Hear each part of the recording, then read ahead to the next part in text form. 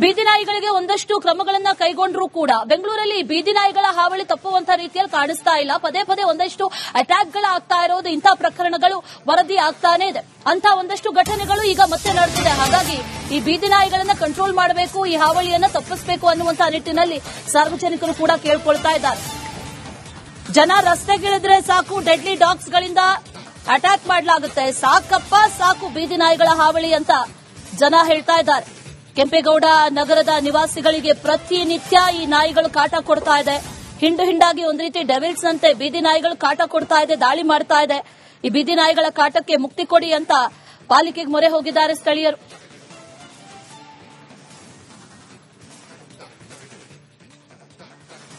ಈಗ ದೊಡ್ಡಬೊಮ್ಮಸಂದ್ರದಲ್ಲಿ ಸರ್ ಸಮಸ್ಯೆಗಳು ಬಹಳಷ್ಟಿದೆ ನಾಯಿಗಳ ಕಾಟ. ಯಾಕಂದ್ರೆ ನಾವು ಸೆಕೆಂಡ್ ಶಿಫ್ಟ್ ಮುಗಿಸ್ಕೊಂಡು ಬರಬೇಕಾದ್ರೆ 11:15 11:30 ಆಗುತ್ತೆ. ಆ ಅಪೂರ್ವ ಅಪಾರ್ಟ್ಮೆಂಟ್ ಹತ್ರ ಬರಬೇಕಾದ್ರೆ ನಾಯಿಗಳ ಕಾಟ ಜಾಸ್ತಿ ಇದೆ. ತುಂಬಾ ಅನಾನುಕೂಲತೆ, ಯಾಕಂದ್ರೆ ಮೈ ಮೇಲೆ ಬರ್ತವೆ ಕಚ್ಚಕ್ಕೆ. ಆಮೇಲೆ ನೀವು ಸುಮಾರು ನೋಡಿದ್ರೆ ಲಾಸ್ಟ್ ಇನ್ಸಿಡೆಂಟ್ ಒಂದು ಬೆಂಗಳೂರಲ್ಲಿ ಆಗಿದೆ ಇನ್ಸಿಡೆಂಟ್ಗಳು. ಮಕ್ಕಳ ಮೇಲೆ ನಾಯಿಗಳು ಕಡಿದ್ಬಿಟ್ಟು ಮಗು ಸಾವು ಒಪ್ಕೊಂಡಿದೆ. ಅದಕ್ಕೆ ಅಂತ ಸಮಸ್ಯೆ ಜಾಸ್ತಿ ಆಗ್ತಾ ಇದೆ ಸರ್. ಬೆಂಗಳೂರಾದ್ಯಂತ ಎಲ್ಲ ಕಡೆ ಆಗ್ತಾ ಇದೆ. ದಯವಿಟ್ಟು ನಾನು ಮನವಿ ಮಾಡೋದೇನಂದ್ರೆ ಈ ಆಹಾರ ಹಾಕೋದು ಅವಾಯ್ಡ್ ಮಾಡಿ, ಹಾಕಬೇಡಿ. ಅದು ಏನಾಗುತ್ತೆ, ಆಹಾರ ಹಾಕೋದ್ರಿಂದ ನೆಕ್ಸ್ಟ್ ಡೇ ಮತ್ತೆ 4-5 ನಾಲ್ಕು ಬಂದು ಮತ್ತೆ ಜೊತೆ ಕೊಡ್ತವೆ.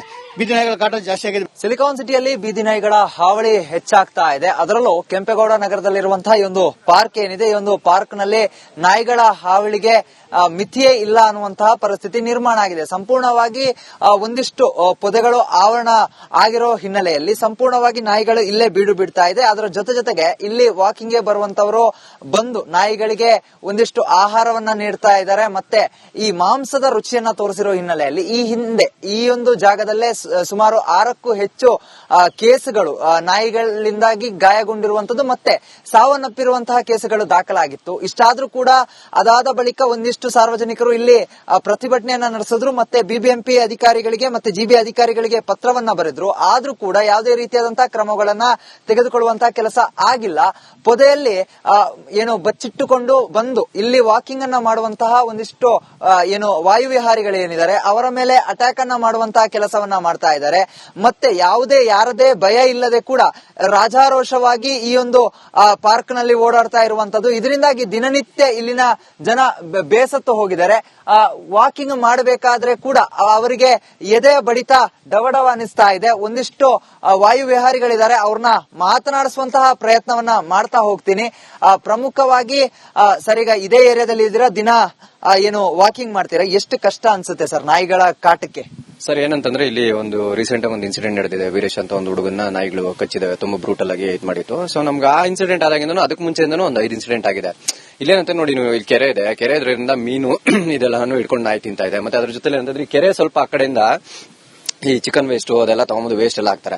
ಸೊ ಅದು ತಿಂದು ಅದೇನಂತಂದ್ರೆ ಮಾಂಸಕ್ಕೆ ರೂಢಿಯಾಗಿದೆ. ಇಲ್ಲಿ ಕೊಕ್ಕರೆ ಗಿಕ್ರೆ ಅದೆಲ್ಲ ಇಟ್ಕೊಂಡು ತೊಳುತ್ತೆ. ಮತ್ತೆ ನೋಡಿ, ನೀವು ಇಲ್ಲಿ ಗಮನಿಸಬಹುದು ನೋಡಿ, ನಾಯಿ ಅಲ್ಲಿ ತಿಂತಾ ಇದೆಯಲ್ವಾ. ಸುಮ್ನೆ ಈ ವಾಕ್ ಮಾಡೋರು ಏನಂತಂದ್ರೆ ಅವ್ರೇನೋ ಪುಣ್ಯ ಬರ್ಲಿ ಅಂತಾನೋ ಇಲ್ಲೇನೋ ಒಳ್ಳೇದಾಗ್ಲಿ ಅಂತಾನೋ ಅದು ಏನಕ್ಕೆ ಮಾಡ್ತಾರೋ ಗೊತ್ತಿಲ್ಲ. ಅದು ನಮಗ್ ಕಷ್ಟ ಆಗ್ತಾ ಇದೆ. ಇಲ್ಲಿ ತಗೊಂಡ್ಬಿಟ್ಟು ಊಟ ಹಾಕ್ತಾರೆ, ಬಿಸ್ಕೆಟ್ ಅದು ಇದು ಹಾಕ್ತಾರೆ. ಅದೇನಾಗ್ತಾ ಇದೆ, ಅಲ್ಲಿ ತಿಂದು ಅಭ್ಯಾಸ ಆಗ್ತಾ ಇದೆ. ಸೊ ಇದಾಗಿ ಈಗ ಓಡಾಡ್ತಾ ಇದೆ. ಈಗ ಜನ ಇದ್ದಾಗ 4 ಜನ ಇದ್ದಾಗ ನಮ್ಗೂ ಓಡಾಡ್ತಾ ಇದ್ರೆ ಒಂದ್ ಸ್ವಲ್ಪ ಧೈರ್ಯ ಅನ್ಸುತ್ತೆ. ಬಟ್ ಏನಾದ್ರೂ ನಾವು ಒಂಟಿ ಆಗ್ಬಿಟ್ರೆ, ಈಗ ನೋಡಿ, ಈಗ ಸ್ವಲ್ಪ ಹೊತ್ತಿಗೆ ಕತ್ಲಾಗುತ್ತೆ. ನಾವು 9 ಗಂಟೆವರೆಗೂ ಈ ರೋಡಲ್ಲಿ ಗಾರ್ಮೆಂಟ್ಸ್ ಹೆಣ್ಮಕ್ಳೆಲ್ಲ ಓಡಾಡ್ತಾರೆ. ಅವರೆಲ್ಲ ಒಬ್ಬೊಬ್ಬರೇ ಬರ್ತಾರೆ, ಅಲ್ಲಿ ಲೈಟ್ ಬೇರೆ ಇಲ್ಲ. ಸೊ ಇಂಥ ಇನ್ಸಿಡೆಂಟ್ ಆದಾಗ ಈಗ ಒಬ್ಬೊಬ್ಬರೇ ಓಡಾಡ್ಬೇಕು, ತುಂಬಾ ಭಯ ಆಗುತ್ತೆ. ಮತ್ತೆ ಮಕ್ಕಳೆಲ್ಲ ಇದ್ದಾರೆ, ಮಕ್ಕಳೆಲ್ಲ ಈಗ ಪಾರ್ಕಲ್ಲಿ ಬಂದು ಒಬ್ಬೊಬ್ಬರೇ ಓಡಾಡಬೇಕು ಅಂತಂದ್ರೆ ಅಕಸ್ಮಾತ್ ನಮ್ಗೆ ಗೊತ್ತಿಲ್ಲದೆ ಬಂದ್ಬಿಟ್ರು ಅನ್ಕೊಳ್ಳಿ, ನಾವಂತೂ ಈಗ ಬಿಡ್ತಾ ಇಲ್ಲ. ಒಂದ್ ವೇಳೆ ಗೊತ್ತಿಲ್ಲದೆ ಬಂದ್ಬಿಟ್ಟು ಏನಾದ್ರು ಇನ್ಸಿಡೆಂಟ್ ಆದ್ರೆ ಯಾರು ಅದಕ್ಕೆಲ್ಲ ಜವಾಬ್ದಾರಿ? ಇದಿಷ್ಟು ಇಲ್ಲಿನ ವಾಯುವಿಹಾರಿಗಳು ಹೇಳ್ತಾ ಇರುವಂತಹ ಮಾತು. ದಿನನಿತ್ಯ ಆದ್ರೆ ಭಯದಲ್ಲೇ ಓಡಾಡುವಂತಹ ಪರಿಸ್ಥಿತಿ ನಿರ್ಮಾಣ ಆಗುತ್ತೆ. ಸ್ವಲ್ಪ ಕತ್ಲಾದ್ರೆ ಸಾಕು, ಬೀದಿ ದೀಪಗಳು ಕೂಡ ಇಲ್ಲ. ಇದರ ಜೊತೆಗೆ ನಾಯಿಗಳ ಕಾಟ, ಮಕ್ಕಳು ಮರಿಗಳನ್ನ ಕರ್ಕೊಂಡು ಬರ್ತಾ ಇರ್ತಾರೆ. ಇಂತಹ ಸಂದರ್ಭದಲ್ಲಿ ಆದಷ್ಟು ಇಲ್ಲಿನ ಸ್ಥಳೀಯರೇ ಒಂದಿಷ್ಟು ಪ್ರಯತ್ನವನ್ನ ಮಾಡ್ತಾ ಇದ್ದಾರೆ, ಯಾರು ಓಡಾಡದ ರೀತಿಯಲ್ಲಿ ನೋಡ್ಕೊಳ್ಳೋದಿಕ್ಕೆ. ಆದ್ರೂ ಕೂಡ ಇಲ್ಲಿನ ಅಧಿಕಾರಿಗಳು ಯಾವುದೇ ರೀತಿಯಾದಂತಹ ಕ್ರಮಗಳನ್ನ ತೆಗೆದುಕೊಳ್ತಾ ಇಲ್ಲ. ಅಧಿಕಾರಿಗಳು ತಮ್ಮ ಕೆಲಸವನ್ನ ಸರಿಯಾಗಿ ಮಾಡಿದ್ರೆ ಜನರಿಗೆ ಇಷ್ಟು ಆತಂಕವಾಗಿ ಓಡಾಡುವಂತಹ ಪರಿಸ್ಥಿತಿ ನಿರ್ಮಾಣ ಆಗೋದಿಲ್ಲ ಅಂತ ಹೇಳಿ ಜಿಬಿಎ ಅಧಿಕಾರಿಗಳ ವಿರುದ್ಧ ಆಕ್ರೋಶವನ್ನ ಹೊರಹಾಕ್ತಾ ಇರುವಂತದ್ದು. ಕ್ಯಾಮರಾ ಪರ್ಸನ್ ಮಂಜುನಾಥ್ ಜೊತೆಗೆ ಚರಣ್, ರಿಪಬ್ಲಿಕ್ ಕನ್ನಡ, ಬೆಂಗಳೂರು. ದೇಶದ ಅತಿ ದೊಡ್ಡ ವಿಮಾನಯಾನ ಸಂಸ್ಥೆ ಇಂಡಿಗೋ ಸದ್ಯಕ್ಕೆ ಒಂದಷ್ಟು ಕಾರ್ಯಾಚರಣೆಯಲ್ಲಿ ಈಗಾಗಲೇ ವಿಮಾನಗಳು ರದ್ದಾಗಿರೋದು ಇದೆಲ್ಲವೂ ಕೂಡ ನಡೀತಾ ಇದೆ. ಜೊತೆಗೆ ಸಿಬ್ಬಂದಿಯ ಕೊರತೆ ಕೂಡ ಅನ್ನುವಂಥದ್ದು ಕೂಡ ಗೊತ್ತಾಗ್ತಾ ಇದೆ. ಕಾರ್ಯಾಚರಣೆಯಲ್ಲಿ ಏನಾಗ್ತಾ ಇದೆ ಅನ್ನುವಂಥ ಪ್ರಶ್ನೆ, ಅದರ ಜೊತೆಯಲ್ಲಿ ಹಾರಾಟದಲ್ಲೂ ಕೂಡ ಈಗ ವ್ಯತ್ಯಯ ಆಗಿದೆ. 4ನೇ ದಿನವೂ ಕೂಡ ಈ ಪ್ರಯಾಣಿಕರು ಪರದಾಡುವಂಥದ್ದು ಮುಂದುವರೆದಿದೆ. ದೇಶಾದ್ಯಂತ 550 ವಿಮಾನ ಹಾರಾಟದಲ್ಲಿ ವ್ಯತ್ಯಯ ಆಗಿರೋದು. ಕೆಂಪೇಗೌಡ ವಿಮಾನ ನಿಲ್ದಾಣದಲ್ಲೂ ಕೂಡ ಇದೇ ಗೋಳಾಟ.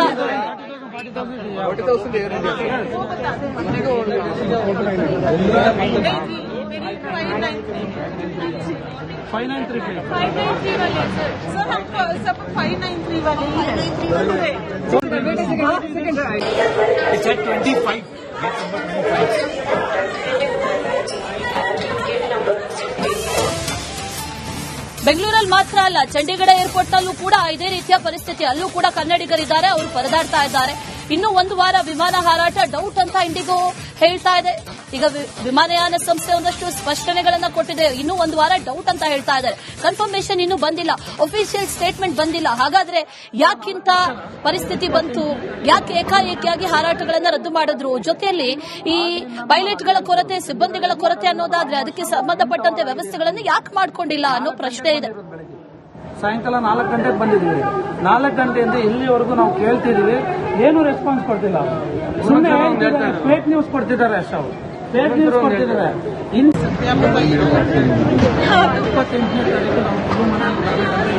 ದೇಶಾದ್ಯಂತ ಇಂಡಿಗೋ ಏರ್ಲೈನ್ಸ್ ಸಮಸ್ಯೆ ಸಾಕಷ್ಟು. ಜಿಬಿಎ ಅಧಿಕಾರಿಗಳ ವಿರುದ್ಧ ಆಕ್ರೋಶವನ್ನ ಹೊರಹಾಕ್ತಾ ಇರುವಂತದ್ದು. ಕ್ಯಾಮರಾ ಪರ್ಸನ್ ಮಂಜುನಾಥ್ ಜೊತೆಗೆ ಚರಣ್, ರಿಪಬ್ಲಿಕ್ ಕನ್ನಡ, ಬೆಂಗಳೂರು.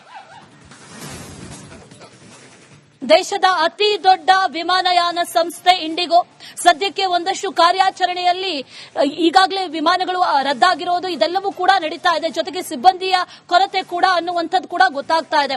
ಕಾರ್ಯಾಚರಣೆಯಲ್ಲಿ ಏನಾಗ್ತಾ ಇದೆ ಅನ್ನುವಂಥ ಪ್ರಶ್ನೆ. ಅದರ ಜೊತೆಯಲ್ಲಿ ಹಾರಾಟದಲ್ಲೂ ಕೂಡ ಈಗ ವ್ಯತ್ಯಯ ಆಗಿದೆ. 4ನೇ ದಿನವೂ ಕೂಡ ಈ ಪ್ರಯಾಣಿಕರು ಪರದಾಡುವಂಥದ್ದು ಮುಂದುವರೆದಿದೆ.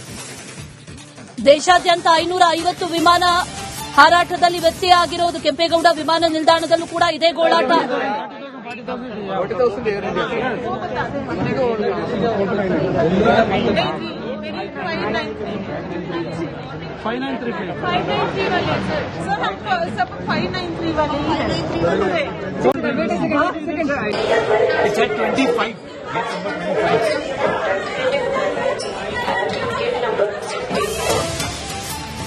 ಬೆಂಗಳೂರಲ್ಲಿ ಮಾತ್ರ ಅಲ್ಲ, ಚಂಡೀಗಢ ಏರ್ಪೋರ್ಟ್ನಲ್ಲೂ ಕೂಡ ಇದೇ ರೀತಿಯ ಪರಿಸ್ಥಿತಿ. ಅಲ್ಲೂ ಕೂಡ ಕನ್ನಡಿಗರಿದ್ದಾರೆ, ಅವರು ಪರದಾಡ್ತಾ ಇದ್ದಾರೆ. ಇನ್ನೂ ಒಂದು ವಾರ ವಿಮಾನ ಹಾರಾಟ ಡೌಟ್ ಅಂತ ಇಂಡಿಗೋ ಹೇಳ್ತಾ ಇದೆ. ಈಗ ವಿಮಾನಯಾನ ಸಂಸ್ಥೆ ಒಂದಷ್ಟು ಸ್ಪಷ್ಟನೆಗಳನ್ನ ಕೊಟ್ಟಿದೆ. ಇನ್ನೂ ಒಂದು ವಾರ ಡೌಟ್ ಅಂತ ಹೇಳ್ತಾ ಇದ್ದಾರೆ. ಕನ್ಫರ್ಮೇಷನ್ ಇನ್ನೂ ಬಂದಿಲ್ಲ, ಅಫಿಷಿಯಲ್ ಸ್ಟೇಟ್ಮೆಂಟ್ ಬಂದಿಲ್ಲ. ಹಾಗಾದ್ರೆ ಯಾಕಿಂತ ಪರಿಸ್ಥಿತಿ ಬಂತು?